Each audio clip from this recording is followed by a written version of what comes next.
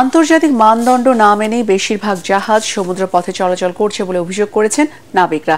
নিরাপত্তার জন্য আর্ম ফোর্সের সহায়তা নেয়ার পরামর্শ সমুদ্র পরিবহন অধিদপ্তরের কর্মকর্তাদের। পরিস্থিতি মোকাবেলায় সক্ষম করে তুলতে নাবিকদের প্রশিক্ষণ দেওয়া হবে বলে জানিয়েছেন সংস্থাটির মহাপরিচালক মিজান শাহজাহানের রিপোর্ট। 12 মার্চ সোমালিয়ান জলদস্যুদের কবলে পড়ে বাংলাদেশের পতাকাবাহী জাহাজ এমবি আবদুল্লাহ। মুক্তিপণ দিয়ে 32 দিন পর মুক্ত হন 23 নাবিক। সরকারি 8টি সহ শখানেক বাংলাদেশি জাহাজ আন্তর্জাতিক নৌপথে পণ্য আনা নেওয়া করে। এমবি আবদুল্লাহর নাবিক এবং তাদের পরিবারের সদস্যদের আতঙ্ক কেটে গেলেও আন্তর্জাতিক নৌরুট কি নিরাপদ হয়েছে?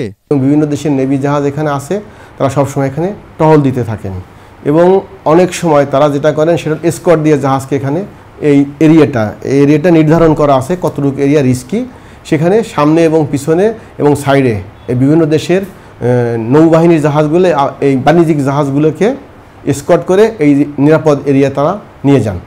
ওয়ালটন এসিতে ইনস্টলেশন একদম ফ্রি।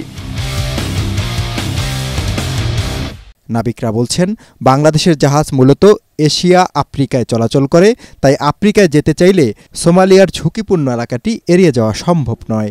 অন্যদিকে ইউরোপ আমেরিকা যেতে ওই স্থানটি এড়িয়ে গেলে প্রায় 5000 কিলোমিটার ঘুরে যেতে হবে। এতে বাড়বে জ্বালানি সহ আনুষঙ্গিক খরচ। পুরো আফ্রিকায় গেলে পুরো এরিয়া বাংলাদেশ থেকে বা শ্রীলঙ্কাতে আর্ম করা এটা সম্ভব না, অনেক খরচের বিষয়। যে আমাদের যে আইএমও গাইডলাইন আছে ওই গাইডলাইন অনুযায়ী যে সেফটি সিকিউরিটি ফলো করতে ওইটা ফলো করতে হবে 100%, then you can come up.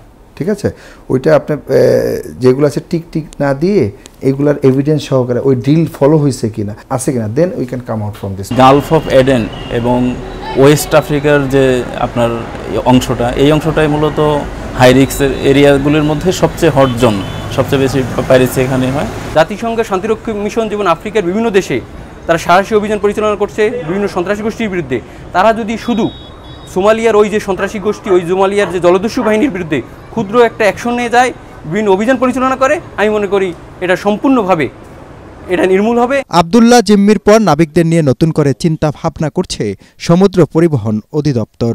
সংস্থাটির মহাপরিচালক বলেন, পরিস্থিতি মোকাবিলায় সক্ষম করে তুলতে উদ্যোগ নেওয়া হচ্ছে।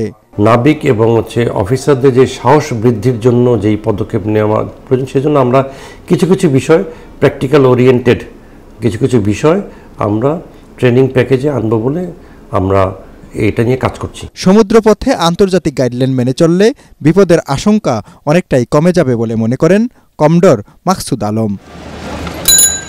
মিজান শাহজাহান, এটিএন বাংলা, ঢাকা।